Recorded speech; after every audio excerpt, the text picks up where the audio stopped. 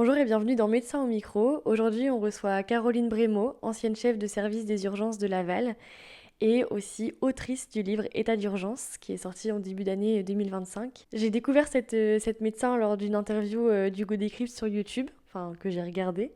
Et voilà, j'ai été tout de suite saisie par ses idées, son combat, son livre que je ne connaissais pas encore mais que j'avais hâte de découvrir. Et j'ai voulu l'interviewer. En plus, j'avais jamais rencontré d'urgentiste pour le podcast, donc c'était vraiment l'occasion. J'ai donc échangé avec elle par Instagram, on a discuté et elle a accepté volontiers de participer au podcast, donc j'étais trop contente. Comme à chaque fois qu'on me dit oui, hein, de toute façon. Je suis allée acheter son livre par la suite et voilà, on va pas dire que la lecture c'est une activité que j'ai souvent, j'ai du mal à lire, j'ai du mal à continuer les livres aussi que j'entame quand je suis motivée. Et voilà, le livre de Caroline, il se lit très facilement et il est prenant, on s'y tient, je trouve. Et j'ai adoré ce livre qui m'a beaucoup touchée, beaucoup émue, qui m'a inspirée aussi, je trouve, en tant que médecin, enfin en tant que futur médecin, pour qui je me prends. En tant que futur soignant, en tant que voilà, même humain, je trouve que c'est un livre inspirant et que la santé, comme elle dit beaucoup dans ses interviews et dans ce livre, ça concerne tout le monde. Donc voilà, les gens de ma famille n'ont pas voulu me le laisser, donc je ne l'ai pas en physique pour vous le montrer aujourd'hui, mais j'ai dû le prêter. Donc voilà, c'est vraiment un livre qui m'a beaucoup plu et que j'espère vous plaira si vous avez l'occasion de le lire. En tout cas, aujourd'hui, on rencontre cette médecin qui va nous parler de son parcours, de ses combats et aussi un petit peu de sa vie, de l'écriture de ce livre. Je pense que c'est une médecin dont tous les patients rêveraient d'avoir pour leur prise en charge, que aussi c'est une chef qu'on aimerait bien avoir en tant qu'étudiant, je pense. Clairement, je suis triste qu'elle ne travaille pas à Lille pour pouvoir apprendre d'elle au quotidien. Et j'ai l'impression, et de ce que j'ai pu comprendre via le livre, qu'elle est très appréciée de ses équipes. Donc c'est vraiment toujours hyper agréable de discuter avec des personnes comme ça. Donc j'espère que l'épisode vous plaira et je vous souhaite une bonne écoute. Merci beaucoup de me recevoir ici Avec plaisir, Alice, chez merci à toi, toi. du coup. Déjà, je me permets de te laisser te présenter un petit peu. Oui, Tu... moi, Caroline Brémaud, je suis médecin urgentiste, ancienne chef de service des urgences de l'hôpital de Laval, et je travaille aussi au SAMU et au SMUR. Depuis 2023, fin 2023, j'ai été démise de mes fonctions de chef, mais je travaille toujours aux urgences, au SAMU et au SMUR de l'hôpital de Laval. Est-ce que tu peux nous décrire un peu ta personnalité ? Je suis quelqu'un d'assez patient et d'assez empathique. Je suis... comment dire, c'est dur de se présenter. On dit de moi que je suis un petit peu originale. J'aime bien les couleurs. J'aime beaucoup les choses simples. Et j'aime beaucoup ce qui est beau, donc l'art. J'aime rêver, rêvasser. Voilà. Je me sens très proche des enfants, je me sens proche des gens fragiles. Je crois que je suis assez joyeuse quand même dans mon quotidien. Et puis peut-être un peu farfelue aussi parfois. Donc moi je suis là parce que j'ai vu ton interview avec Hugo Décrypte. Oui. C'est comme ça que je t'ai connue. Et du coup à la suite de ça, je t'ai contactée et j'ai été hyper ravie que tu acceptes si facilement qu'on se rencontre pour mon petit podcast. C'est normal, je trouve que c'est important de discuter avec la jeune génération. Et puis ce que tu fais, c'est chouette, c'est bien fait. Donc c'est un grand plaisir et un honneur d'être là. Ah voilà, c'est très gentil, merci. Donc j'ai lu ton livre qui aborde énormément de sujets. Je trouve qu'il est hyper complet. Je reprends un peu, je viens d'écouter et de réécouter Hugo Décrypte, donc il disait vraiment que c'était très intime aussi comme livre et que c'était pas très statistique ou et j'ai pris le parti de pas trop reparler forcément de tous les chapitres ou de revenir sur le système de santé, ce que tu en penses, parce que je pense qu'il y a assez de médias dans lesquels tu es allé en parler. Oui. Même le livre parle pour lui-même. Oui. Et franchement, je conseille à plein de gens de le lire, à tout le monde de le lire, parce qu'il est rapide à lire et facile à lire. Même ma soeur qui a 16 ans, elle me disait... c'est du langage courant, donc c'est pas inaccessible. Donc ça, c'est hyper agréable. En plus, c'est très touchant. J'ai eu 2-3 fois les larmes aux yeux, alors que pour être ému dans un livre, c'est un peu plus difficile que devant une série ou un truc comme ça. Donc franchement, Voilà, je trouve que le livre, il est génial. Et je voulais un peu plus parler de toi, de ta carrière. Oui. Et j'ai compris dans le livre que tu avais fait un internat de médecine générale, en fait, au départ. Oui. Qu'est-ce qui t'a amené à choisir ce choix à la base ? Alors, en fait, au départ, quand j'ai commencé médecine, je voulais être pédopsychiatre et me spécialiser dans l'autisme. Et d'ailleurs, pendant ma 3e année de médecine, j'ai fait un double cursus en sciences avec un stage à l'INSERM où voilà, j'ai travaillé, j'ai fait un mémoire et j'ai découvert l'univers de la recherche en milieu hospitalier. Ça m'a pas plu du tout, j'ai pas du tout aimé cette ambiance. Je me souviens avoir dit plusieurs fois, c'est pire que la politique. Donc je m'y suis pas du tout retrouvée. L'intérêt du patient n'était pas prioritaire, les intérêts personnels et les égos étaient trop en avant et je me suis pas retrouvée là-dedans. Et du coup, je me suis dit, j'ai rejeté en fait en bloc l'hôpital et pour moi si c'était pas l'hôpital c'était forcément la médecine générale. Je me voyais pas forcément dans une spécialité en dehors de l'hôpital en ville, donc plutôt la médecine générale pour retrouver un peu tous les patients aussi, pas devoir choisir non plus, donc très naturellement internat de médecine générale. Et puis pendant l'internat de médecine générale on a un stage obligatoire aux urgences. J'ai pleuré la veille de mon stage parce que je voulais pas y aller. Comme beaucoup d'internes de médecine générale, on n'aime pas le stage aux urgences, en fait. Moi, je le vois maintenant que je les accueille, ils n'aiment pas ça. Et je leur dis, mais je vous comprends parce que moi, je voulais pas venir. Et j'ai d'ailleurs même choisi un stage couplé urgence cardio pour faire que 3 mois d'urgence au lieu de 6. Pour dire à quel point j'avais pas du tout envie d'y aller. Pourtant, les gardes se passaient bien, mais le rythme me paraissait trop intense, pas compatible avec ma vie de famille. Enfin, il y avait rien calé, tout me déplaisait. Et puis, j'ai finalement adoré mon stage. Donc, t'as fait que 3 mois finalement quand même ? J'ai fait que 3 mois quand même. Ouais. Sauf que quand je suis passée en cardio, je devais prendre des gardes en cardio, mais j'ai continué à reprendre des gardes aux urgences. Et puis, j'ai eu le déclic. Et en fait, j'ai rencontré une médecin qui m'a donné envie. En fait, je me suis régalée pendant mon stage, je me suis épanouie. Mes seniors m'ont dit, mais tu te rends compte que tu te débrouilles super bien et que tu pourrais être notre collègue. Et puis, mon conjoint qui m'a dit, mais t'as jamais été aussi épanouie, tout ça. Donc, j'avais un peu de mal à l'admettre parce que j'avais toujours dit que les urgences, c'était pas pour moi, que les urgentistes, c'était des cow-boys, qu'ils n'en avaient rien à faire des patients et qu'ils venaient sauver des vies, ils repartaient et que...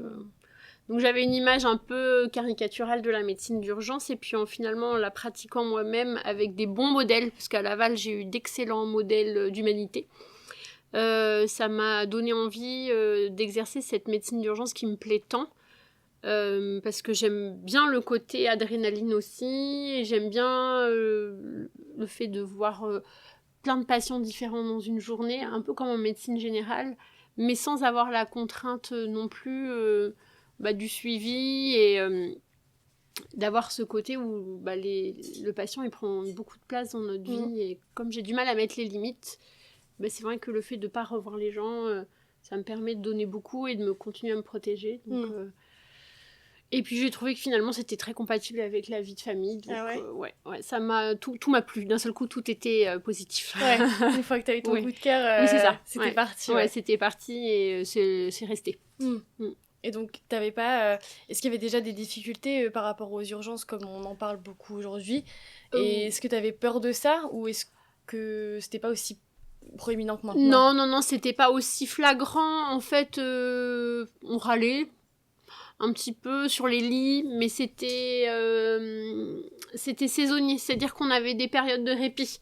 Donc on avait des périodes où vraiment c'était difficile, où on manquait de lits, on avait des fois un petit peu des problèmes de planning, et puis on avait quand même la capacité d'ouvrir des unités saisonnières pour répondre aux besoins. Je sais que l'hiver du 1er novembre au 31 mars, on avait une unité en plus qu'ouvrait pour toutes les pathologies respiratoires hivernales. Enfin, c'était programmé, anticipé. Voilà, il y avait des petites difficultés, mais ça paraissait anecdotique par rapport au reste de l'année. Donc j'ai pas eu peur quand j'ai commencé mes études d'urgentiste. Et puis j'étais dans l'euphorie du début aussi. Et quand j'ai été diplômée en 2019, parce que j'ai fait la capacité de médecine d'urgence en cas Paris-Vichat en 2017 à 2019, en même temps, j'étais à mi-temps aux urgences de Laval. Et en fait, en 2019, il y a eu une grosse grève des urgentistes. Et j'ai commencé, moi, là-dedans, dans cette grève-là. J'avais pas tout saisi parce que je venais d'arriver. Puis, je me sentais pas encore suffisamment impliquée. J'avais pas les tenants, les aboutissants. Je trouvais que j'avais pas assez mis à l'épreuve mon métier pour pouvoir me rendre compte et même me plaindre. Donc, je voyais des choses, mais je me dis, bon, tu viens d'arriver, tu vas pas commencer à râler, quoi. Donc j'ai attendu de me faire ma propre opinion. Ouais.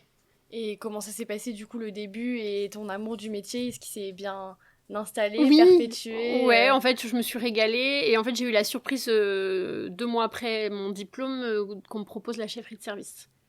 Donc, 2 mois après? Oui, 2 mois. J'ai été diplômée en juin et en août, on m'a proposé de prendre la chefferie de service pour l'année qui allait suivre. D'accord. Mon chef du moment me dit je veux que ce soit toi qui me remplace parce que j'en ai marre, je suis fatiguée, je veux lever le pied. Et il me dit je veux que ce soit toi. J'ai dit mais je viens d'avoir mon diplôme, donc ça me paraissait même peu... juste être dans un service, c'était pas encore ton quotidien du tout. Non. Ouais. Ça faisait plusieurs années que j'étais dans le service, mais en tant que médecin généraliste, mais je gérais déjà mes déchocages. Ah oui, ok, d'accord. J'étais ça faisait depuis 2000. J'avais commencé en 2015, j'avais arrêté pour mes jumeaux complètement pendant 1 an, puis après j'avais repris de façon sporadique, et puis après j'avais repris à mi-temps pendant mes études. Donc j'étais quand même dans le service de façon assez conséquente depuis 3-4 ans. Et je connaissais très bien l'hôpital parce que j'avais fait tout mon internat. Donc ça me paraissait pas non plus complètement fou. Puis il m'avait dit, de toute façon, moi je pars pas. Je lâche les rênes. Donc il me dit, on va faire un compagnonnage, ne t'inquiète pas. Donc forcément, j'ai dit oui. Donc reprendre vraiment l'organisation du service, les plannings, le financement, enfin tout ce que ça implique d'être chef. Quoi. Alors j'avais dit tout sauf les plannings, et le chef du moment faisait pas les plannings non plus, il les faisait valider, il les validait seulement. Donc j'ai dit mais moi je veux pas faire les plannings, par contre là je suis pas prête.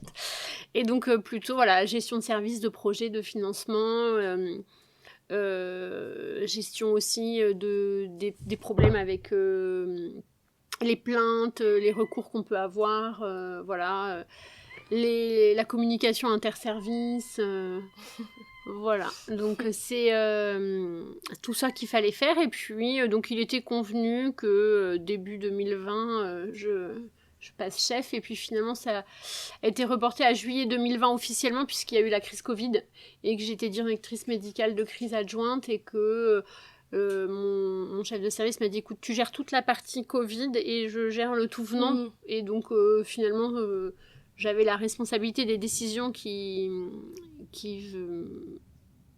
provenaient des urgences, mais j'ai pas été promue chef tout de suite. C'était trop compliqué à ce moment-là Oui. Enfin, voilà, ça faisait une bonne transition que ça soit à ce moment-là et pas 3 mois avant et que ce soit moi j'avais pas le temps de m'occuper d'autre chose que du Covid.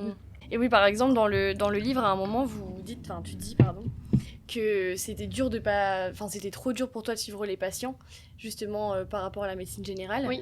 Est-ce qu'aujourd'hui, il n'y a pas une petite frustration parfois de laisser partir des patients dont on a pris la prise en charge même au SMUR ou des choses comme ça?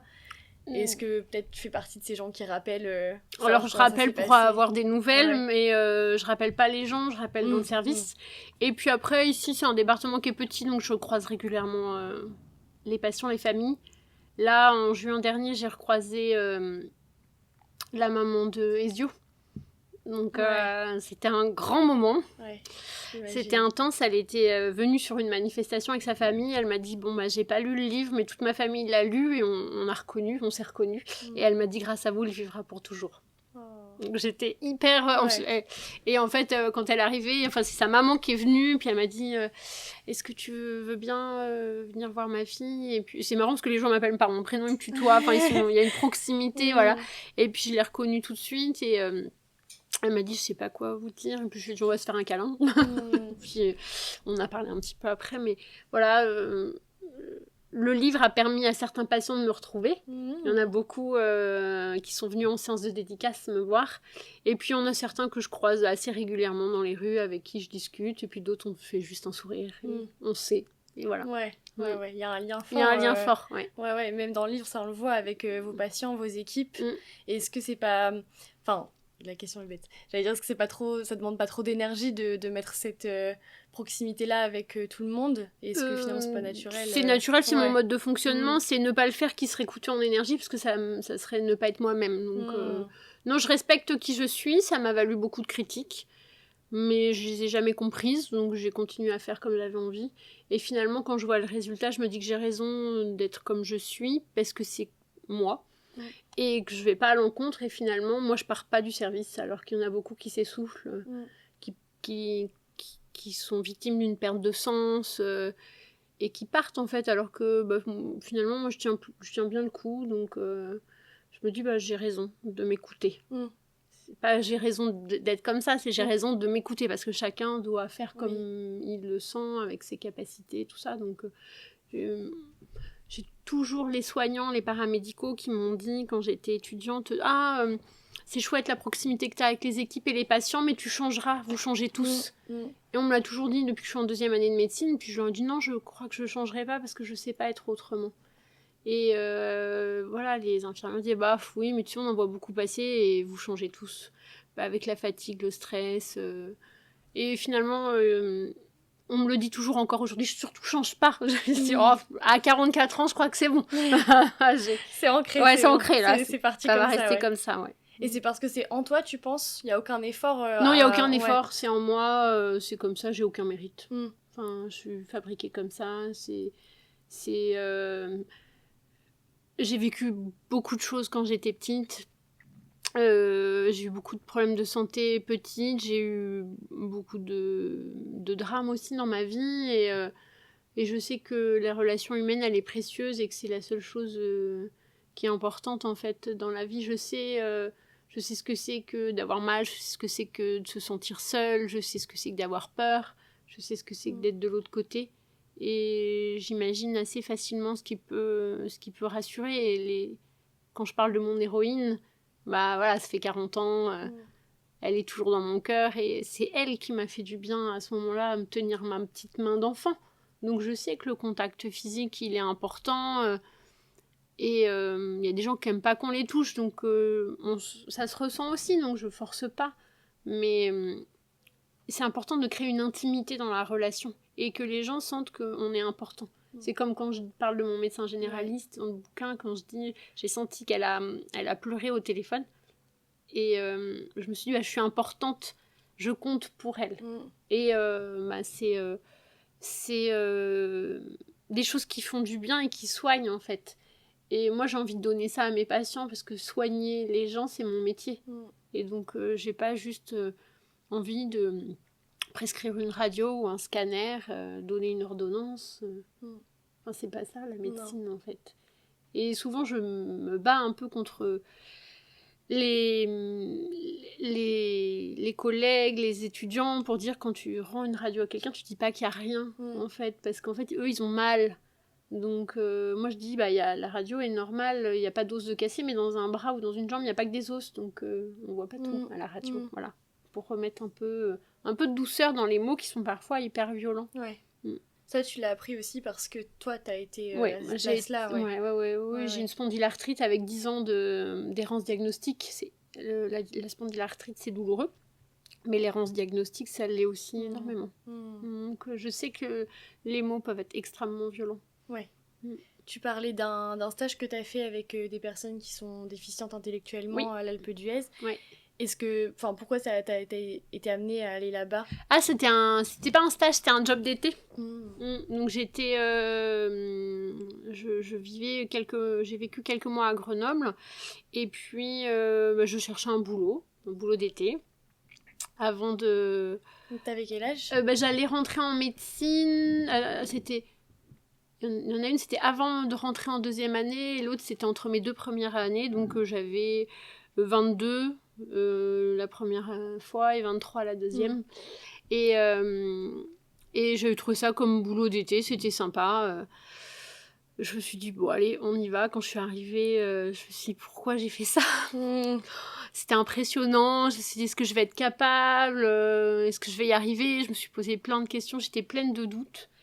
Et puis c'était hyper drôle parce qu'en fait on était dans un gymnase, il y avait des centaines de vacanciers avec des déficiences plus ou moins importantes. En tout cas, ça se lisait sur leur visage qu'ils avaient une déficience mentale.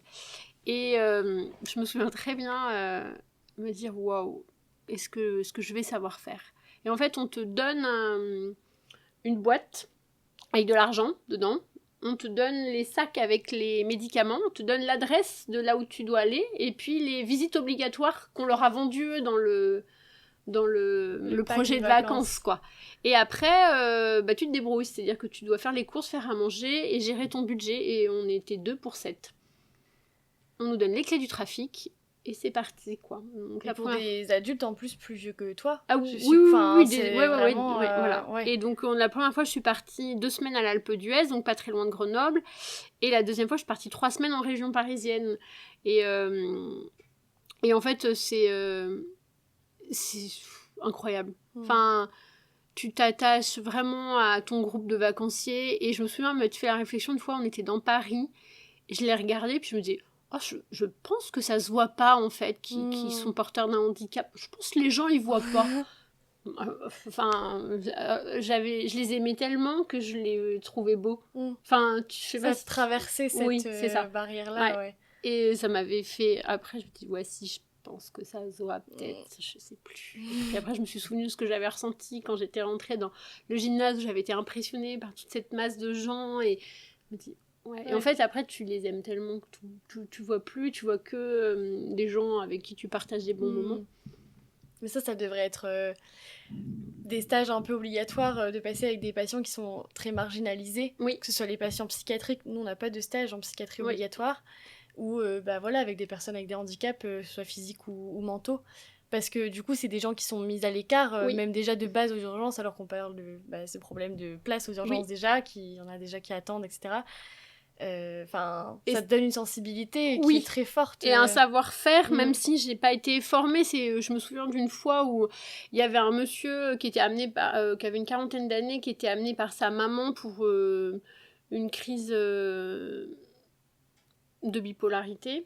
Et je suis allée dehors parce que j'ai vu que tout le monde allait dehors. Et puis ça commençait à préparer le lit de contention, machin et tout. Donc je vais dehors, je regarde ce qui se passe.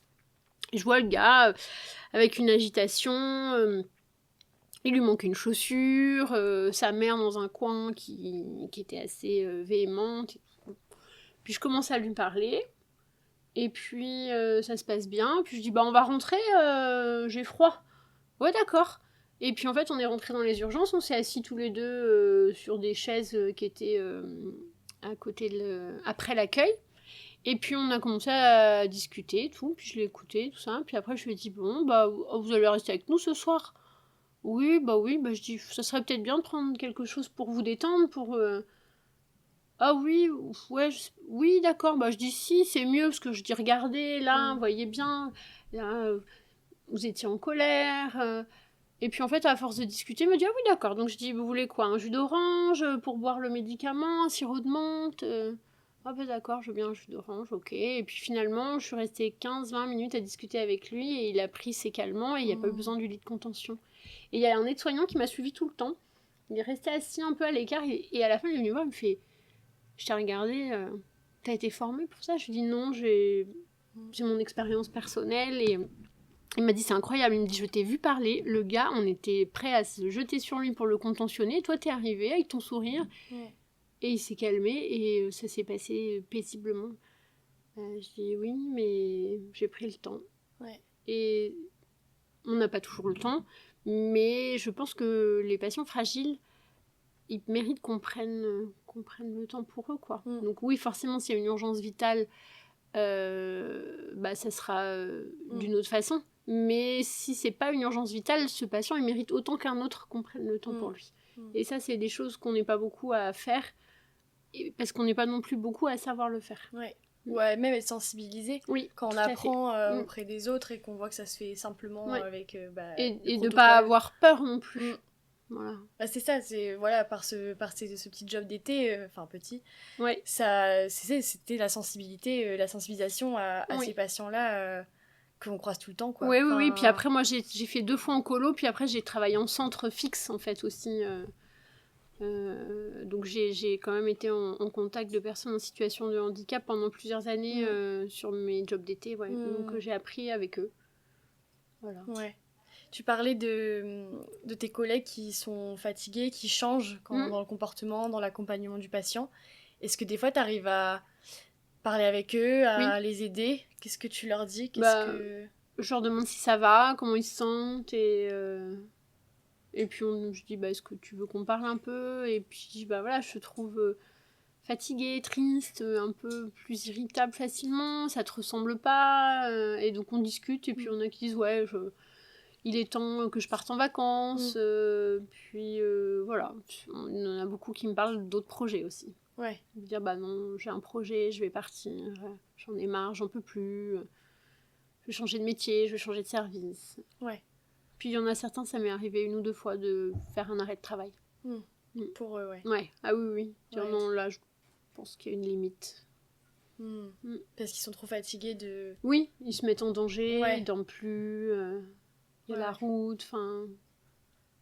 On peut pas soigner les gens si on n'est pas soi-même bien. Donc on peut pas donner si on n'a plus rien à donner. Hein. Ouais. Et c'est ce que tu dis aussi dans la remise en question parfois de sa pratique, enfin même souvent, le plus possible. De se remettre en question, de réfléchir à ce qu'on fait. Oui, moi aussi, il y a des fois où ça m'arrive. Dire, ouais, là, t'es rentré, t'as dit bonjour, t'as fait ton truc, t'es ressorti, t'as rien apporté d'humain au patient. Et je me dis là, bon, va t'aérer. Mais c'est vrai que je m'impose ça plusieurs fois dans la journée. Ouais, dans la journée, ouais. Parce que je sais, je vois les autres quand ils commencent à être un peu tendus, et du coup je connais mes signes et tout, et quand je commence à être un peu sombre, je me dis allez, on s'aère, et puis mais la plupart du temps, plus la journée passe et plus j'ai le sourire, parce que j'aime mes patients qui me font du bien, et que je suis contente d'être là. Et ça, tu le dis beaucoup, que t'es contente, que t'aimes beaucoup ce métier. Oui, parce que j'arrête pas de dire que je pleure, j'arrête pas de râler, et je voudrais pas qu'on croie que je suis déprimée, et au bout de ma vie, non, je suis... ça m'arrive quand même le plus souvent, je suis plus heureuse à la fin de ma journée qu'au début. Ouais, parce que la journée t'as apporté de... Oui, de la joie, par exemple, quand je suis revenue de mes 3 semaines de vacances, je suis allée au travail à reculons, pas envie d'y retourner, et puis en fait, au bout de 2 heures, j'avais le sourire.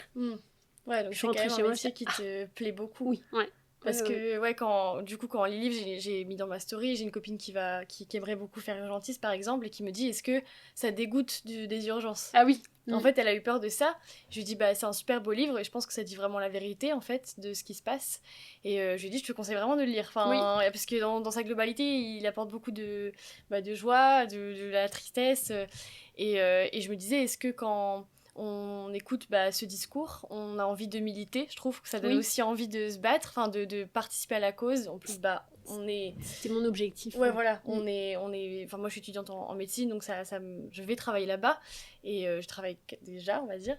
Et en même temps, est-ce que ça ferait pas peur à des personnes qui veulent faire urgence de devenir urgentiste? Qu'est-ce que tu as envie de dire à ces personnes-là qui peuvent être un peu effrayées par les conditions aujourd'hui de l'urgentiste? En fait, j'ai eu beaucoup de retours, moi, d'étudiants qui m'ont dit que ça leur avait donné envie, donc je suis contente d'avoir créé plutôt des vocations plutôt que de dégoûter. Moi, ce que j'ai envie de dire aux futurs urgentistes, si vous avez envie, faut pas hésiter, faut savoir se protéger, savoir s'écouter, savoir rester soi-même envers et contre tout, et pas rentrer dans les rangs de dire on fait comme ça, on est comme ça.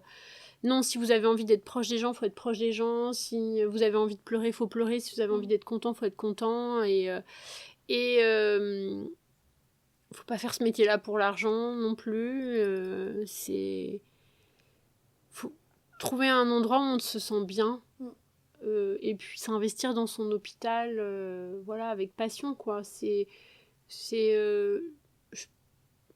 Je suis pas sûre que ceux qui changent souvent d'endroit, ils arrivent à s'épanouir, parce que Ce qui est beau dans ce qu'on vit au quotidien, c'est la relation qu'on a avec nos collègues aussi. Et pas que les patients. Les patients, on en a partout, et des patients qui vont nous toucher, on en trouvera partout.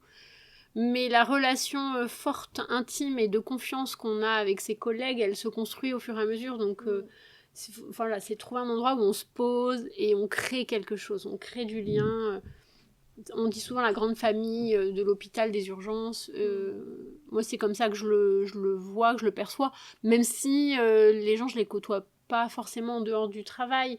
Mais je suis là à l'instant T, je suis là pour eux, ils sont là pour moi. Et puis après, sur des broutilles, voilà, on va se demander des petits coups de main. Mais quasiment tous mes amis ne sont pas dans le milieu médical.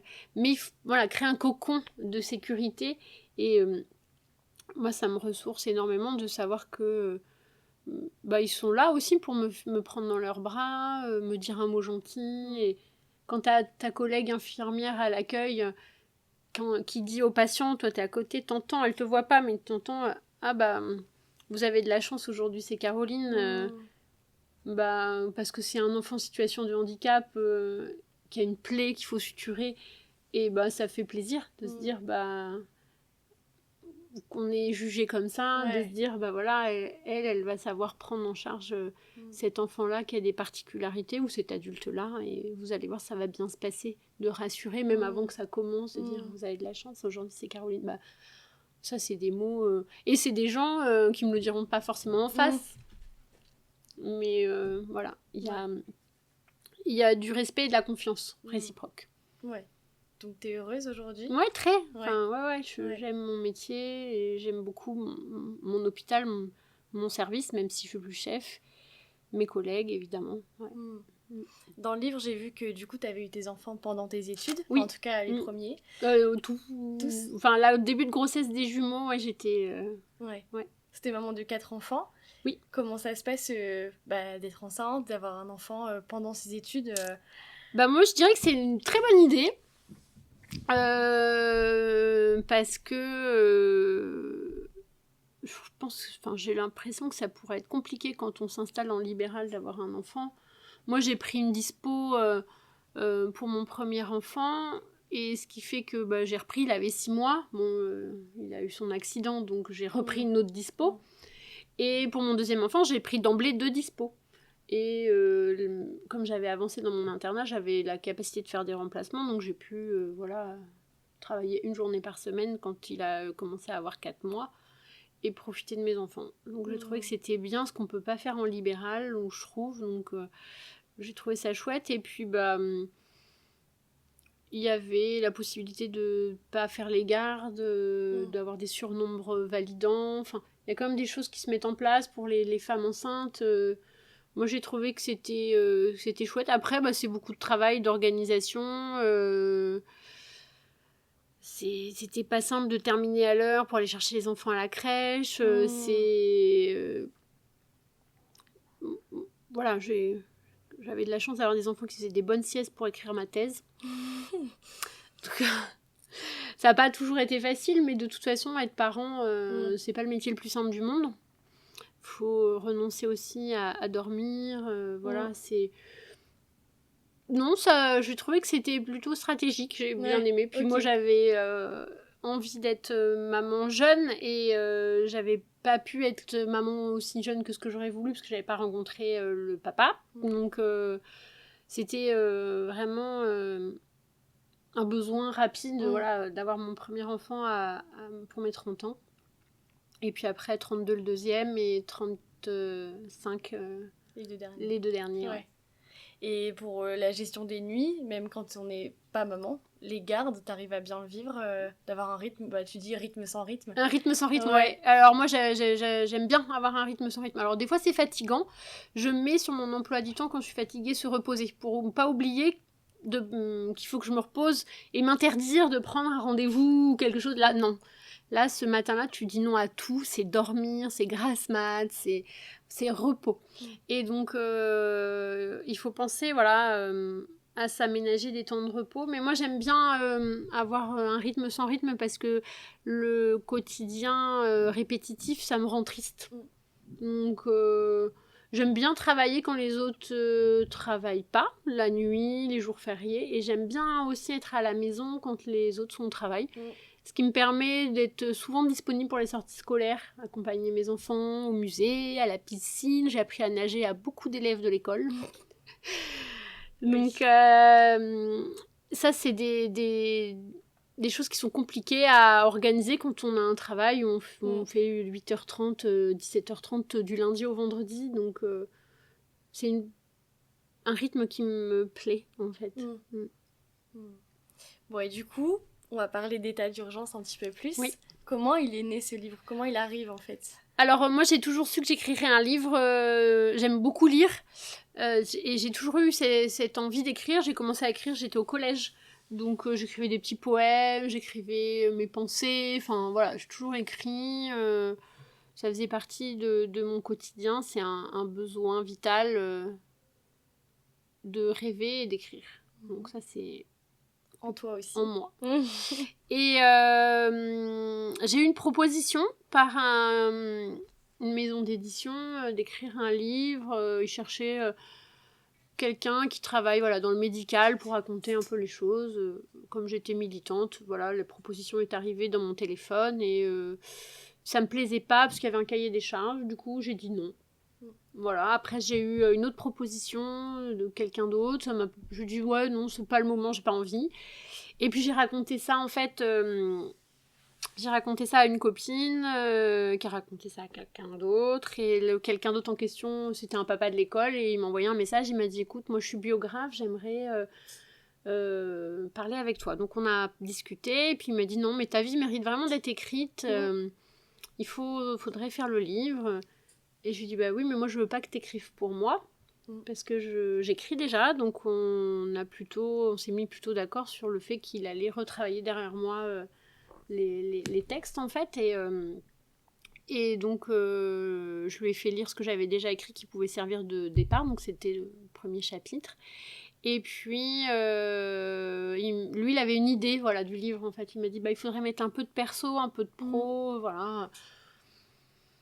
Je dis ok, je dis moi je sais pas écrire un livre, je dis bah moi je sais, donc voilà, il m'a plutôt conseillé on va dire, et puis après retravailler, et puis aussi sur la forme, l'organisation des chapitres, et puis je lui dis bah oui mais moi comment on fait, enfin je dis je vais pas te payer, alors enfin... Et il m'a dit non, on va envoyer quelques pages à des maisons d'édition et puis on verra si ça prend. Et puis en fait on a envoyé à 6 maisons d'édition. On a envoyé à peu près le premier chapitre et le chapitre qui s'appelle Léandre. Non, on n'a pas envoyé Léandre, on l'a envoyé qu'après. On a envoyé ce qui était à peu près le premier chapitre. Et puis, le Seuil a répondu qu'ils étaient intéressés et qu'ils voulaient organiser une rencontre. Et là, j'ai dit non, il faut absolument qu'on envoie le chapitre Léandre parce que entre-temps, moi, j'avais mûri sur le projet d'écriture et contrairement à ce que m'avait suggéré Martin, je voulais pas trop être sur le militantisme. Parce que lui, il m'a dit on pourrait parler de tout ce que tu as fait aussi au niveau militant et tout. Et en fait, ça me plaisait pas, donc je dis non, j'ai pas envie. Je veux écrire un livre sur ce qui est intime, la relation particulière, les émotions. Et j'ai dit, bah... Tu voulais donner le ton avec... avec Léandre en disant si ça leur plaît, c'est un peu la tournure du livre. Et si ça leur plaît pas, bah, ce sera quelqu'un d'autre. Et donc, on s'est rencontrés avec les deux éditeurs qui m'ont dit, bon, bah, en fait, il y en avait un qui était en stage sur les deux et son travail, c'était d'ouvrir les lettres qu'il recevait, il ouvrait le courrier et il lisait. Et puis, bah, son attention s'est arrêtée sur ces quelques pages.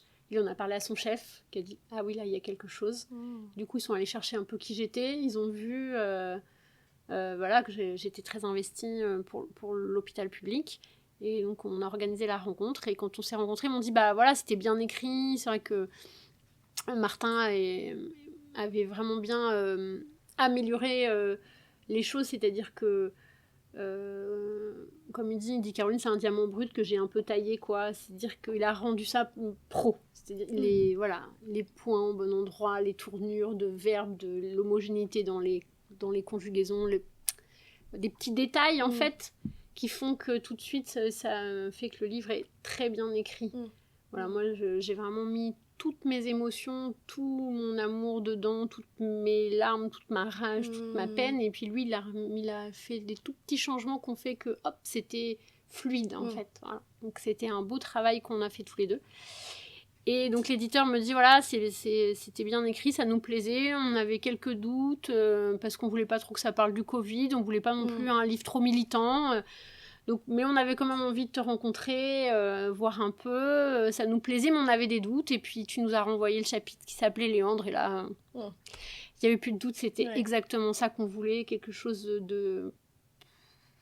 qui n'a jamais vraiment été fait, en fait. D'intime, de très personnel et en même temps complètement centré sur la santé. Mais très intime. Donc, ils m'ont dit, c'est ce côté un peu original qu'on a... jamais vraiment trouvé un mélange d'un peu de tout. Ils m'ont dit ça nous plaît, on veut c'est y aller. souvent pour ça que les gens ils t'appellent Caroline, oui, ils voilà. sont proches de toi en fait, un peu comme une célébrité qu'on connaît par sa vie. Oui, c'est ça. Ouais, les gens me disent on te connaît. Et puis après ils se rappellent que je suis médecin. Oh oui, pardon, on vous appelle par votre prénom, tutoie, mais on a tellement l'impression d'être... Je dis, ouais, il y a l'autrice, enfin l'écrivaine et la médecin. Oui, c'est pas... On peut se rapprocher d'une autrice facilement. Le médecin, on est un petit peu plus dans la posture de... Il y a une barrière. Oui. En fait, ça se... Là, ça se croise, ensemble, et puis aux séances de dédicace, on voit qu'il n'y a plus de barrière. Enfin, j'étais très étonnée de faire des photos. Les gens m'ont dit, est-ce qu'on peut faire un selfie ? Je fais plein de selfies. Ok. Donc, c'était des belles rencontres, c'était chouette. Enfin, voilà. Donc, voilà, le livre est né comme ça, et en fait... je l'ai écrit très vite parce que quand j'ai rencontré Martin, il m'a dit lui il m'a dit il faut mettre du pro, du perso, du militant. Le militant, j'ai rien trouvé, j'ai fait mes colonnes et puis j'ai mis ce qui était important dans ma vie et puis le militant j'ai rien mis puis finalement l'éditeur en voulait pas donc ça tombait bien. Et donc dans ma vie perso évidemment j'ai écrit le chapitre sur mon fils et puis assez rapidement j'ai listé les choses importantes de ma vie. Et puis dans ma vie professionnelle, le premier chapitre que j'ai écrit, c'est celui qui s'appelle La Dame, quasiment à la fin du livre. C'est le premier chapitre que j'ai écrit en fait, pour le livre, avec l'intention du livre. Et cette dame que j'ai rencontrée pendant mon internat qui m'a marquée pour toujours, donc forcément elle arrive en premier. Puis après voilà, j'ai listé au fur et à mesure. Et puis la nuit, le matin quand je rentrais que j'avais pas dormi, sur les moments où j'étais complètement déphasée... je sortais mon ordi, j'écrivais, ou des fois, pendant que les enfants étaient à leur cours de sport, au lieu de rentrer à la maison, faire du ménage ou des courses, je restais dans la voiture avec mon carnet, et j'écrivais pendant 1h30, non-stop, sans relever la tête une seule fois, à peine juste pour respirer en fait, et j'avais une écriture très spontanée et puis une impériosité à écrire et puis une transe d'écriture vraiment c'était vraiment on le sent dans le livre je trouve ça respire aussi cette spontanéité de raconter, de partager et puis après c'est fait une délivrance aussi après une fois que c'était fait et puis voilà le chapitre sur mon fils chapitre Léandre je l'ai écrit un lendemain de garde, au lieu d'aller me coucher à 22h, j'ai ouvert mon ordi, j'étais crevée. Je suis restée jusqu'à, 2-3 heures du matin et j'ai tellement pleuré en écrivant. Je pensais pas qu'il me restait autant de larmes dans mon corps. Pourtant, j'avais déjà beaucoup pleuré pour lui, pour nous, pour tout. Et puis, il y a tellement de souvenirs qui me sont revenus que je pensais avoir oublié, des détails... tous tes sens se mettent en ébullition quand tu te mets à écrire. Enfin, c'est vraiment très particulier. Et tu revis les choses et du coup, tu les couches sur le papier. Et ça fait du bien. Il a quel âge aujourd'hui ? Il a 14 ans. Alors, il a lu, je suppose ? Alors, je lui ai lu parce qu'il a des difficultés à lire. Ça aurait été beaucoup trop compliqué pour lui. Il va être capable de lire le titre, le sous-titre, mais... des pages et des pages, c'est pas possible, il a pas la capacité de le faire, mais je lui ai lu et j'ai eu beaucoup de mal, j'ai pleuré plusieurs fois, il m'a dit t'es pas obligée maman, on peut faire une pause, et puis à la fin du chapitre, j'ai dit voilà c'est terminé, il m'a dit c'est bien, ok, validé, c'est bon. Voilà. Donc non, il était content que je raconte son histoire, voilà, mais il est très fier de qui il est. Il le dit souvent, il dit Parce que ses frères disent « Ouais, moi je suis fort, je suis le plus fort ». Puis il dit « Non, le plus fort c'est moi parce que je devrais être mort et je suis vivant ». Et bah oui. Ouais, c'est vrai. Ouais. Et ton besoin de militer pour un meilleur système, pour des choses qui sont anormales aujourd'hui, c'est parce que tu en as témoigné beaucoup pendant tes gardes, pendant l'exercice de ton métier. Qu'est-ce qui a fait qu'en fait, toi, tu t'es dit, je vais lever la voix, je vais parler, je vais manifester, participer, même du coup dans ta chefferie de service. Enfin, j'imagine que ça... Je l'ai pas fait exprès. Je suis très nature, très spontanée, puis je m'agace, je râle. Bon, quand j'étais petite, j'avais dénoncé un de mes instits qui harcelait un élève. Je l'avais regardé en face et je l'avais pourri. Et puis, vraiment, j'ai pas peur, en fait. J'aime pas ce qui est injuste et du coup, ça me donne des ailes. Et donc, un matin, j'étais énervée par tout ce qui allait pas dans le service, dans la vie... en France pour l'hôpital, et il y avait un mouvement de grève nationale, et je me suis dit, ouais, j'en ai marre, ça bouge pas assez chez nous, faut y aller et tout, et donc j'écris en grève sur mon visage, et je poste sur les réseaux sociaux, et là, ça a été la déferlante de retour médiatique pour moi. J'ai pas trop compris ce qui s'est passé, mais j'ai rapidement compris que j'avais pas le droit de laisser passer cette opportunité-là, parce que j'étais devenue un peu la chouchoute des médias et que c'est les médias un peu qui font tourner le monde aussi. Donc si je voulais informer les gens, il fallait que j'en passe par là, même si c'était pas du tout un projet. J'ai jamais téléphoné à un média pour dire prenez-moi. J'ai toujours attendu que ce soit eux qui viennent et je m'y attendais même pas en fait. Et j'ai pas trop compris ce qui m'était arrivé mais sur le moment, mais je me suis dit faut y aller en fait, faut saisir l'opportunité. Et puis très rapidement pendant cette tournée médiatique, j'ai été interviewée, je le raconte dans le livre, en même temps que le maire de Bourges, qui a eu des paroles qui ont changé ma vie, je pense. Moi qui ne me savais pas militante.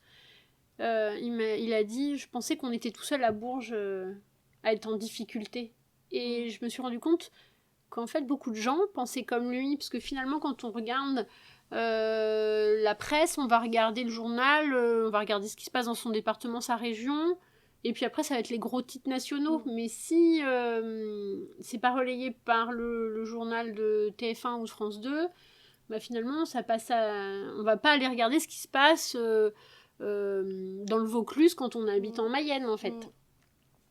Et là, je me suis dit, non, il faut que les gens aient une réelle prise de conscience de ce qui se passe pour les hôpitaux publics en France et le système de santé dans sa globalité, médico-sociale inclus.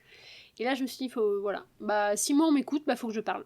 Et donc, je me suis dit, parle, quoi qu'il en coûte. Assez rapidement, on m'a prévenu sur les risques que j'encourais. Assez rapidement, j'ai pris la décision que ce serait un quoi qu'il en coûte. Voilà, un vrai. Un vrai, oui. Et j'étais prête à tout perdre, en fait. Je me dis, c'est pas grave, moi je sais tout faire, je ferai autre chose. Je fais confiance à la vie et j'y vais. Mais voilà. Et du coup, maintenant tu travailles en tant que médecin urgentiste classique. Classique, ouais. Est-ce que ça te manque la chefferie ? Oui, forcément, parce que je sens bien que des fois je vais au-delà de ce que je devrais faire ou devrais dire, et parce qu'en fait, je porte, et les paramètres ils viennent toujours se plaindre à moi quand il y a un problème, et des fois je décroche mon téléphone et j'appelle le directeur de garde ou j'envoie des mails et je me dis c'est pas trop à toi de faire ça en fait, mais c'est pas grave, je le fais quand même, donc oui, ça me manque évidemment, et mais je me dis que finalement j'ai plus de temps pour militer, alors qu'avant je manquais vraiment beaucoup de temps. C'est intense une chefferie de service, et j'aurais eu du mal à militer autant que ce que je fais là avec le livre, écrire un livre déjà, voilà. Donc je me dis j'ai fait mon temps en tant que chef, j'ai eu cette opportunité, je sais comment ça fonctionne. Maintenant je l'ai plus, c'est pas mon choix, c'est comme ça. Et il faut que j'utilise le temps libre que j'ai pour militer autrement. Et donc, c'est ce qui s'est passé avec État d'urgence. Tu le dis dans le livre que c'est le sort des lanceurs d'alerte. Oui, en fait. c'est ça. C'est leur sort. Mais des fois, tu te décourages jamais de te dire que en fait, le système, il va pas dans ce sens-là de l'humain, qu'on est plutôt dans... Ouais, que tu parles beaucoup du libéralisme, hein, de la tarification, qu'on est côté à l'acte, qu'on n'est pas côté au temps qu'on passe. Oui, le temps même humain si est le temps, pas... il est pris dans la prise en charge quand tu parles de Hugo Ronan, par exemple, dans le livre, d'enfants qui ont besoin de beaucoup de temps pour être mis en confiance, et qu'en fait, ça va être coté comme un petit garçon tout gentil qui arrive et qui a pas de problème, et que ça prend 2 minutes. Son bras, voilà, et qui se tait, et qui coûte... Enfin, voilà. Est-ce que des fois, ça te démotive? Enfin, je pense que c'est le principe du militantisme, de se battre pour un monde qui va changer et qui permettra ça, mais des fois tu te dis pas tout ce qui reste à faire ou... En fait, depuis le départ, j'ai toujours su que ce serait un combat qui allait m'occuper toute ma vie. Donc je sais que c'est un marathon et que c'est pas un 100 mètres. Donc je sais que quand je suis fatiguée, je m'autorise à souffler, faire des pauses, me mettre un petit peu en retrait et à prendre le temps dont j'ai besoin pour me sentir bien. Je m'écoute en fait. Et donc ça se passe bien. Ouais, donc tu gardes ton énergie en fait. Ouais. Des fois je me mets un peu de côté, je me dis bah là t'as pas l'énergie, tu fais pas. Et puis ça revient et ça revient toujours. Donc j'ai confiance en fait. J'ai confiance en moi, j'ai confiance dans la capacité que j'ai à tenir le combat, le tenir longtemps, parce que je sais de temps en temps lever le pied. Et puis voilà, il arrivera toujours des choses qui font qu'on on y retourne, ça revient, on remotive les troupes avec l'actualité, et puis on change un tout petit peu les choses, petit à petit, les mentalités. Je vois maintenant, les gens ils savent, ils comprennent, ça bouge, mais ça met du temps, tout est long et lent, et faut accepter. Et tu t'oublies pas, quoi. Tu te perds pas dans ce combat-là. J'essaye, après je suis bien entourée. Et puis j'ai mes enfants qui me ramènent à la réalité aussi, donc... Voilà.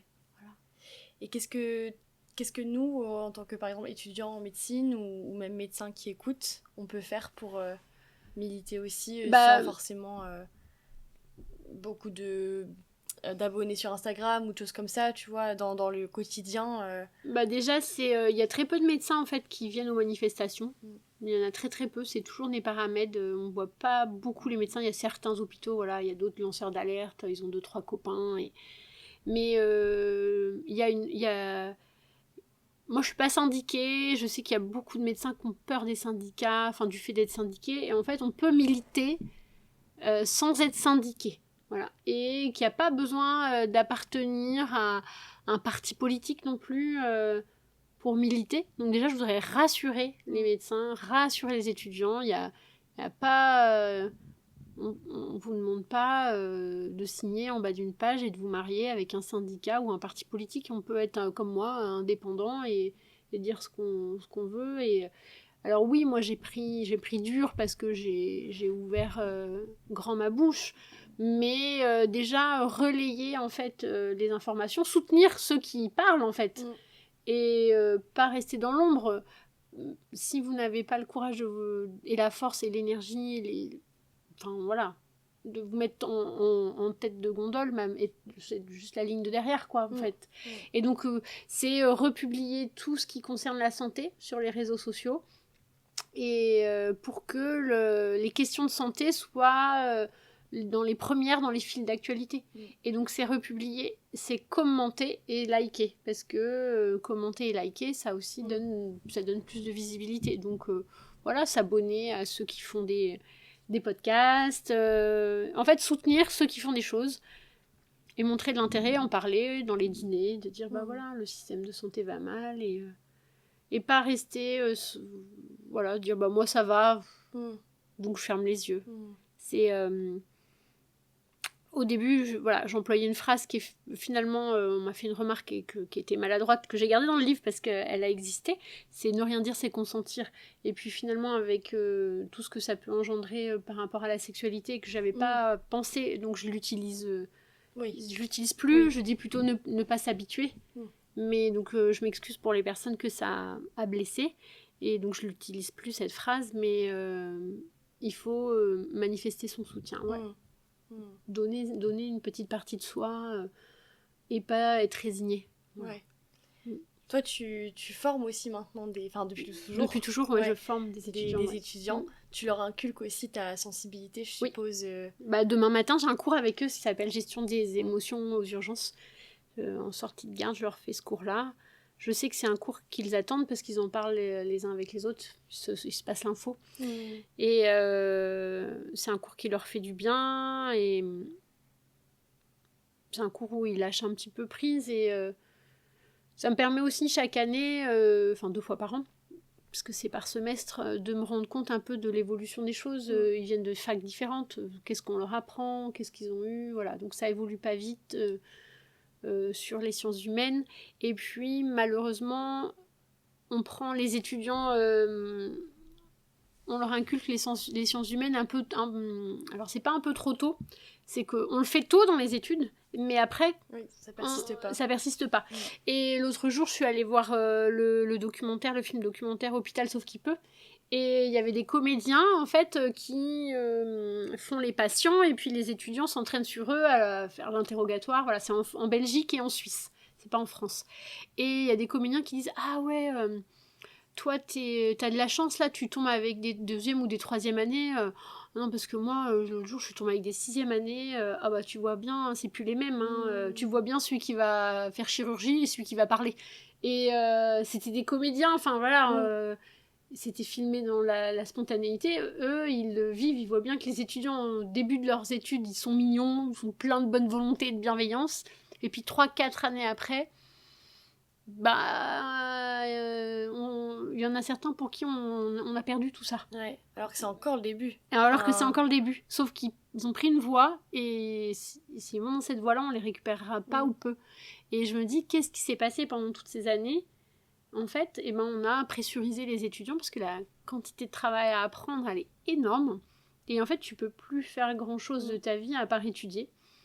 Et quand tu fais plus grand-chose de ta vie, tu te déshumanises. Et quand tu te déshumanises, forcément, ça a des répercussions sur l'attitude que tu peux avoir avec tes patients. Moi, j'ai eu la chance de redoubler ma 3e année de médecine et d'avoir le temps de rester humaine et d'enseigner. Du coup, j'enseignais déjà les sciences humaines. J'ai continué à enseigner les sciences humaines à des étudiants de mon âge et l'année d'en dessous.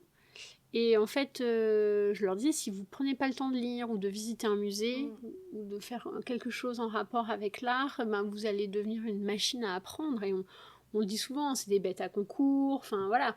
On se compare souvent à des animaux, à des machines. Et je dis, il faut pas, en fait. Il faut garder la capacité à s'émerveiller, la capacité à ressentir, et ça n'empêche pas de réussir ses études, en fait. Et on nous l'apprend pas à l'école parce que faut réussir. Moi, à l'époque, ça s'appelait les ECN.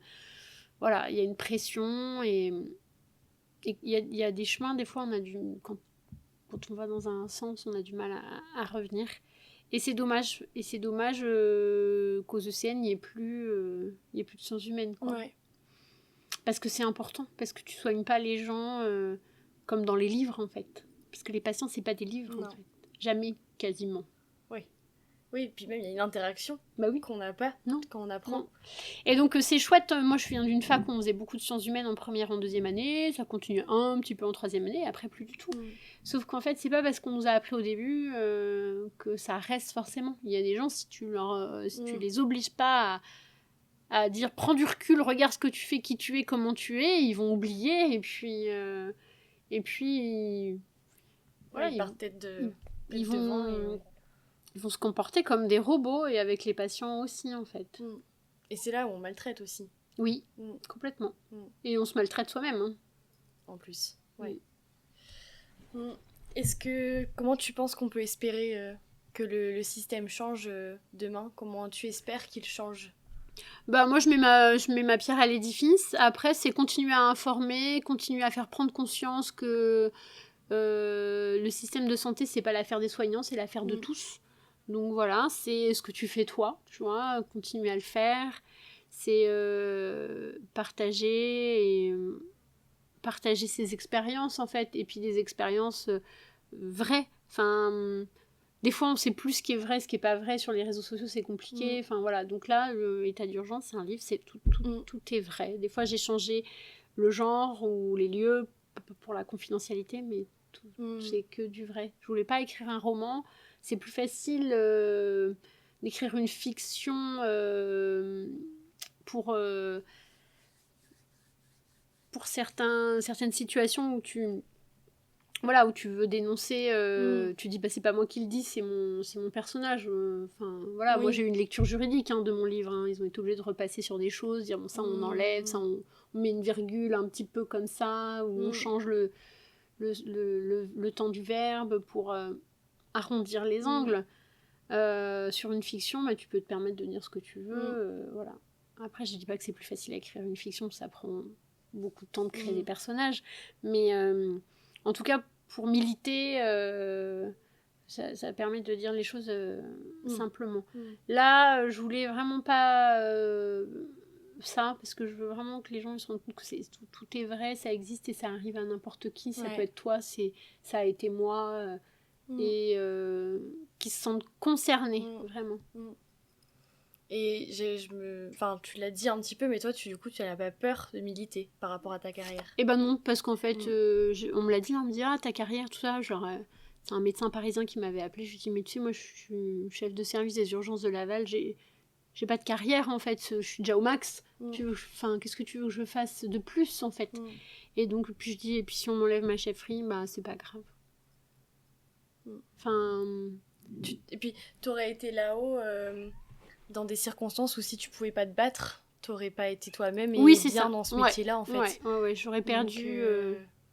J'aurais perdu mon énergie, ma petite flamme. Ma petite flamme, ouais. Donc, non, j'ai besoin d'être moi et de dire ça va pas, je râle, je m'exprime, je dis aux gens, et puis c'est un combat qui est politique, mais au sens large, c'est-à-dire que la santé, ça concerne tous les partis, ça concerne tout le monde, c'est la politique avec un P majuscule, quoi. Et du coup, je ne demande pas aux gens s'ils sont d'accord, pas d'accord, moi je leur dis ce que je vis.